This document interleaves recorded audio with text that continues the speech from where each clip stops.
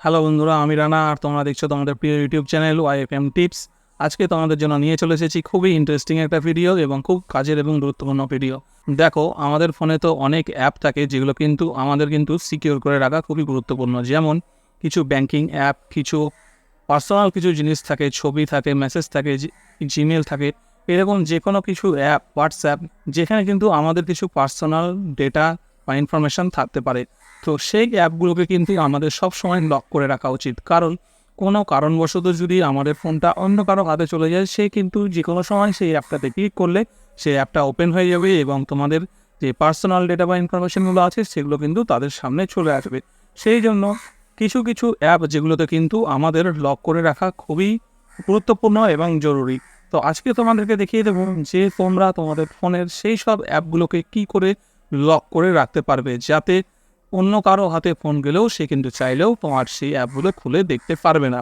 তোমাদের ফোনের ভেতরেই এমন সেটিংস আছে যে সেটিংসটা অন করে দিলে কিন্তু তোমরা তোমাদের ইচ্ছা মতো যে কোনো অ্যাপকে তোমরা লক করে দিতে পারবে। তো চলো দেখিয়ে দিই তোমাদেরকে কী করে তোমরা তোমাদের ফোন থেকে তোমাদের পছন্দ মতো যে কোনো অ্যাপকে লক করতে পারবে।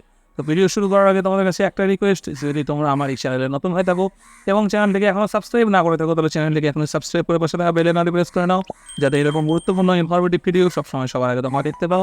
ভিডিও ভালো লাগলে অবশ্যই ভিডিওটিকে একটি লাইক করো, আর কোনো মতামত থাকলে সেটাও কমেন্ট করে জানিও। তো চলো তোমাদেরকে আমার মোবাইলের স্ক্রিন শেয়ার করে দেখাচ্ছি। তো বন্ধুরা দেখো, আমি আমার মোবাইলটাকে অন করে নিয়েছি। এইবার এখান থেকে আমাদেরকে কী করতে হবে, প্রথমে আমাদের ফোনের যে সেটিংস অপশানটা আছে এই সেটিংস অপশানটা আমাদেরকে ওপেন করতে হবে।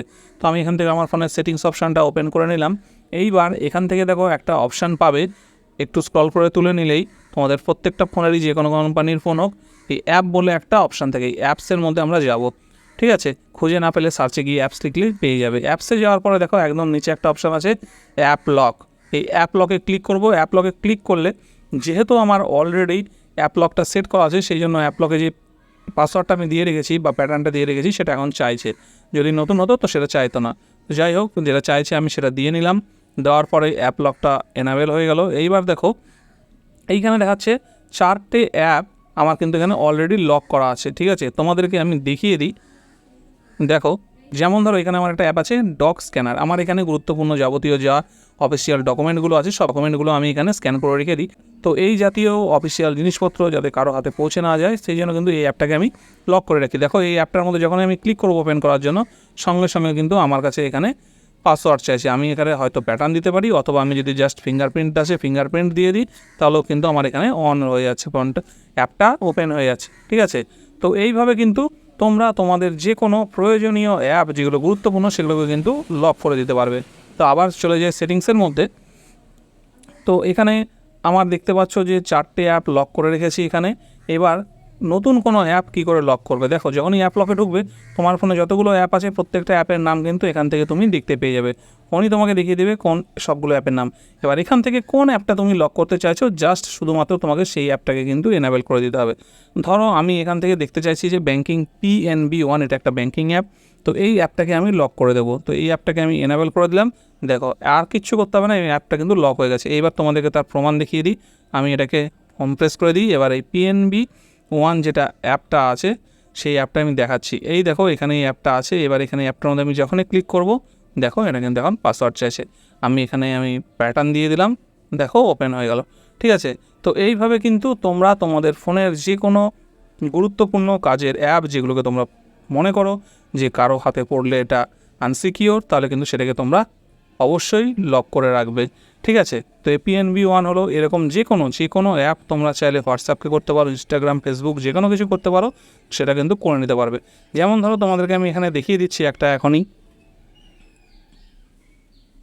ধরো আমার এখানে ফেসবুক, এই ফেসবুকটা কিন্তু আমার এখানে লক করা নেই। আমি একবার তো আমাদেরকে প্রমাণও দিয়ে দিই যে আমার ফেসবুক অ্যাপটা কিন্তু লক করা নেই। দেখো, ফেসবুকটার মধ্যে আমি ক্লিক করলাম, ফেসবুকটা কিন্তু ওপেন হয়ে গেল। ঠিক আছে, নর্মালি। এইবার দেখো, তোমাদেরকে আমি ফেসবুকটা লক করে দেখাচ্ছি।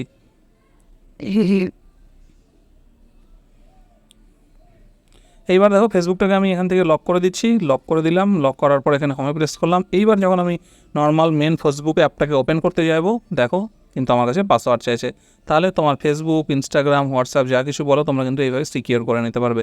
এবার এখানে আমি প্যাটার্ন দিই বা ফিঙ্গারপ্রিন্ট দিই, অটোমেটিক কিন্তু এবার আনলক হয়ে গেল। ঠিক আছে, তো তো ঠিক এইভাবেই কিন্তু তোমরা খুব সহজে তোমাদের ফোনের যে কোনো অ্যাপকে লক করতে পারবে। আশা করি তোমরা ভিডিওটি বুঝতে পেরেছো। যদি এই ভিডিও থেকে তোমাদের বিন্দুমাত্র উপকার হয়ে থাকে তাহলে অবশ্যই ভিডিওটিকে একটি লাইক করো, কারণ এরকম ভিডিও তৈরি করতে অনেকটা পরিশ্রম করতে হয়। তোমাদের একটা লাইক আমাদেরকে এরকম ভিডিও তৈরি করতে মোটিভেট করে। সেই জন্য ভিডিওটিকে অবশ্যই একটি লাইক করবে এবং চ্যানেলে নতুন হয়ে থাকলে চ্যানেলটিকে সাবস্ক্রাইব করে নিও। আর তোমরা কে কোন কোম্পানির ফোন ইউজ করো এবং কোথা থেকে ভিডিও দেখছো সেটা কিন্তু অবশ্যই কমেন্ট করে জানিও। ততদিন ভালো থেকো, দেখা হচ্ছে পরের ভিডিওতে।